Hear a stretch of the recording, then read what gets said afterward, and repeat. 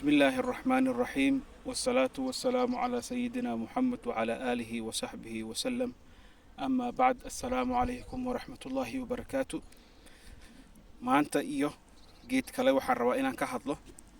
geedkaas u jeedaan wuxuu ka baxaa wadamadan qabowga ah. waxaa la dhahaa dandelion.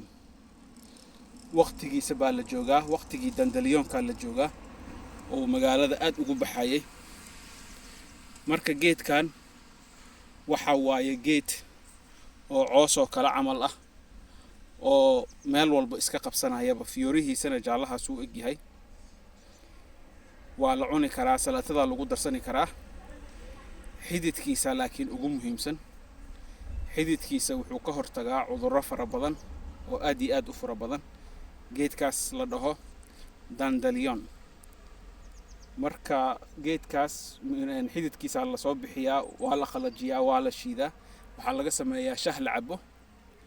shahaasito wuxuu ka hortagaa cudurrada qaarkiis oona ugu horeeyo kansarka.